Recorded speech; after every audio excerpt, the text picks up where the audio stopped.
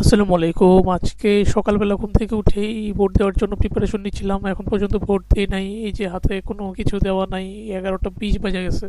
তো ভাবতেছিলাম যে না, যেহেতু ভোট দিতে হবে এবং আমার চেহারাটা তো মিলতে হবে, তাই না? সো হলো যে না, একটু চুল তো কাটা পসিবল না, এটারই কেটে যাইতে হবে। তারপর কি ভাবলাম, যেভাবে সে কাজ আস্তে আস্তে রেডি হয়ে গেলাম এবং ভোট দেওয়ার জন্য প্রিপারেশন নিয়ে নিলাম যে আমার ভোট আমি দিব, যাকে খুশি তাকে দিব, এই চিন্তা করে বাসা থেকে বের হইলাম বিসমিল্লাহ।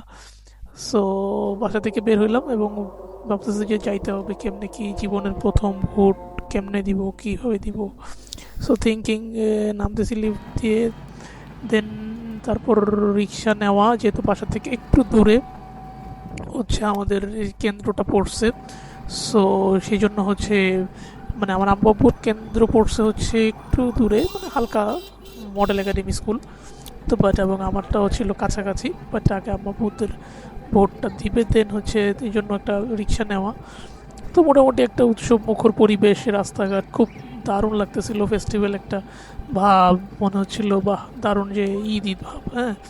সব কিছু মানে একদম রাস্তাঘাট ফাঁকা এবং সবাই হাসি খুশি ফুল ফ্যামিলি নিয়ে বের হয়ে গেছে ভোট দেওয়ার জন্যে, হ্যাঁ। তো এটা গুরুত্বপূর্ণ একটা বিষয় আজকের দিনটা, হ্যাঁ, এবং সবার জন্য স্মরণীয়। এই যে মডেল একাডেমি, এটা আমার স্কুল ছিল, ভোট দিবে, তারা হচ্ছে দাঁড়াইছে ভোট দেওয়ার জন্যে। সো লাইন ছোটো ছিল মোটামুটি, দেন হচ্ছে যাওয়া। দেন বাট ভাবতেছিলাম যে নিজেদের নাগরিক অধিকারটা সবারই কিন্তু, হ্যাঁ, এটা দেওয়া উচিত।